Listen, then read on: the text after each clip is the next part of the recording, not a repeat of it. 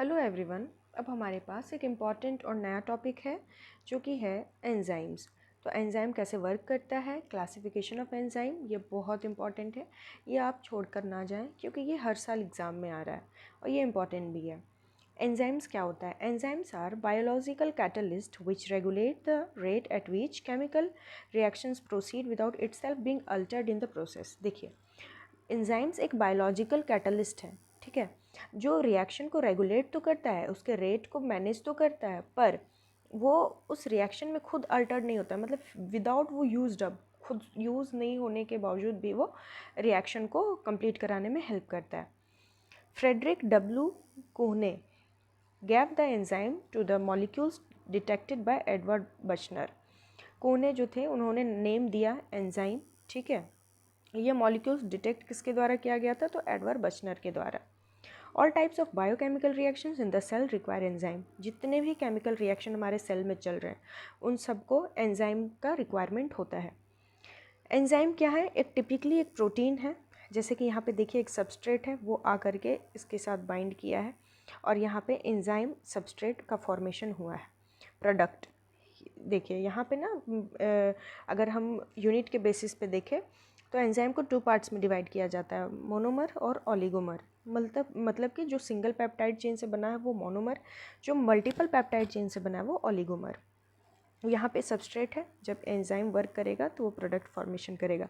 ये ग्राफ यहाँ पे बहुत स्मॉलर प्लेस पे बना हुआ है, उसको आप थोड़ा लार्ज करके बना दें कि यहाँ पे टाइम है और यहाँ पे सबस्ट्रेट जो रिक्वायर्ड है।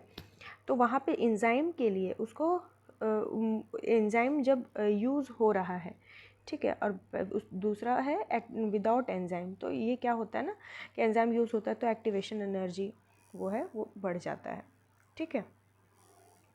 नेक्स्ट है जनरल प्रॉपर्टीज़ क्या क्या है एंजाइम्स का। तो पहला है बायोलॉजिकल कैटलिस्ट है, तो ये केमिकल रिएक्शन को स्पीड अप करता है विदाउट बीइंग कंज्यूम्ड। लोअर करता है एक्टिवेशन एनर्जी को, मतलब कि जब एंजाइम रिक्वायर्ड होगा तो हमारा एक्टिवेशन एनर्जी क्या होता है? घट जाता है, ठीक है। हाईली स्पेसिफिक, जब एंजाइम एक्ट करता है किसी भी सबस्ट्रेट पे तो बहुत स्पेसिफिक तरीके से एक्ट करता है। लॉक एंड की मेथड। एफिशिएंट होगा, वो रिएक्शन को एक्सेलरेट करता है, मतलब बढ़ाता है।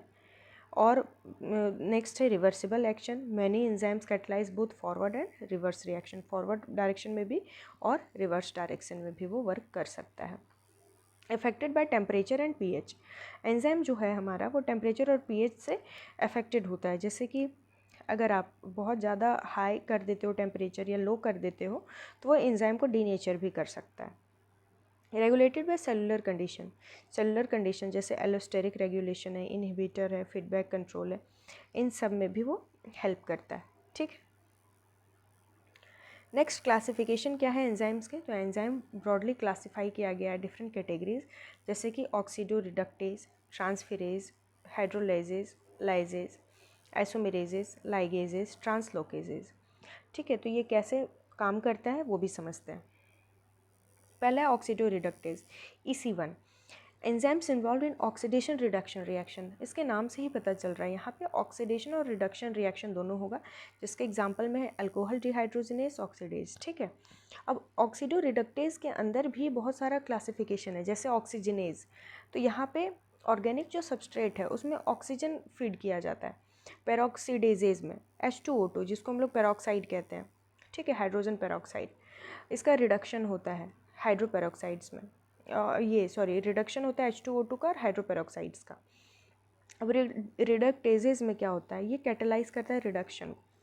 डिहाइड्रोजिनेज में ऐसा होता है कि यहाँ पे एक से ज़्यादा हाइड्राइड आयन का ट्रांसफ़र होता है, ठीक है। ऑक्सीडेजेज में क्या होगा? ऑक्सीजन एज द हाइड्रोजन और इलेक्ट्रॉन ट्रांसपोर्टर। हाइड्रोक्सिलेजेज में क्या होगा? ऐड करना है हाइड्रोक्सिल ग्रुप को सबस्ट्रेट के साथ, ठीक है।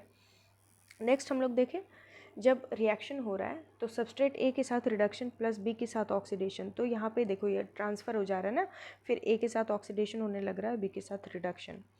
इसमें प्रोटॉन और इलेक्ट्रॉन का ट्रांसफ़र होता है सबस्ट्रेट के बीच में। सेकेंड है ट्रांसफेरेजेस, EC2। इसमें ट्रांस एमाइनेज और हेक्सोकाइनेज रिक्वायर्ड होता है। ये कैटलाइज करता है ट्रांसफ़र ऑफ फंक्शनल ग्रुप। ट्रांसफेरेजेज नाम से ही समझ आ रहा है कि वो फंक्शनल ग्रुप को ट्रांसफ़र कराने में हेल्प करता है, जैसे कि methyl, ethyl, amino, phosphate group हो गया। ये ग्रुप ऑफ एंजाइम जो है वो ट्रांसफ़र होते हैं। इसका एग्जांपल है एलानिन है, यहाँ पे अल्फ़ा कीटोग्लूटारेट है। जब यहाँ पे एलानिन ट्रांसएमाइनेज मिलता है ALT, तो क्या होता है वो पायरुवेट और ग्लूटामेट में कन्वर्ट कर जाता है। ठीक है, नेक्स्ट हम लोग थर्ड समझते हैं हाइड्रोलाइजेज EC3। तो इसमें क्या है, ये कैटलाइज करता है hydrolysis reaction with water. Larger molecules are hydrolysed into smaller ions, smaller ones. देखिए यहाँ जो लार्जर मॉलिक्यूल्स हैं वो धीरे धीरे ब्रेक डाउन, जैसे सुक्रोज है, यहाँ हाइड्रोलाइजेज मतलब H2O का यूज़ हुआ। ये हाइड्रोलाइज एंजाइम के हेल्प से क्या हो रहा है, ये पहले ग्लूकोज और ये फ्रक्टोज, मतलब यहाँ पे जो C12 था, सॉरी C12 था, ये यहाँ C6 हो गया, C6 हो गया। ठीक है, तो वो लार्जर जो मॉलिक्यूल है वो स्मॉलर में कन्वर्ट कर जाएगा। नेक्स्ट है lyases. Lyases EC4 catalyse breaking of chemical bonds through means not involving hydrolysis. यहाँ पे ब्रेक डाउन होगा केमिकल बॉन्ड का, पर यहाँ हाइड्रोलिसिस नहीं होगा। इसके एग्जांपल में है डी कार्बोक्सिलाइलेज, डिहाइड्रेटेजेज, एल्डोलेज, फ्यूमेरेज। ठीक है, ये एक नॉन हाइड्रोलाइटिक रिएक्शन है। कैटलाइज करता है addition of groups to double bond and formation of double bond by removal of groups. यहाँ पे देखिए क्या है कि यहाँ ग्रुप का एडिशन होता है, डबल बॉन्ड फॉर्मेशन भी होता है और डबल बॉन्ड का रिमूवल भी हो रहा है, जैसे देखिए फ्यूमेरेज के हेल्प से। उसके बाद है isomerases EC5 enzyme involve in all kinds of isomerisation reaction, जैसे कि ट्रायोज फॉस्फेट आइसोमेरेज। ठीक है, कैटलाइज करता है transfer of groups within a molecules to yield isomeric forms. Isomeric form को बनाने के लिए यहाँ पे ग्रुप का ट्रांसफ़र होता है, जैसे कि इंट्रामोलिकुलर ग्रुप ट्रांसफ़र। यहाँ पे डिहाइड्रोक्सी एसीटोन फॉस्फेट है, यहाँ पे ट्रायोज फॉस्फेट आइसोमेरेज का जब यूज़ होगा तो ग्लिसरॉल्डिहाइड 3 फॉस्फेट का फॉर्मेशन करेगा। ठीक है, अब हम लोग समझते हैं लाइगेजेस क्या है EC6। तो ये DNA ligase amino acyl tRNA synthetase या यूज़ होता है। ये कंडेंसेशन कराता है दो मॉलिक्यूल का in expense to energy from ATP hydrolysis.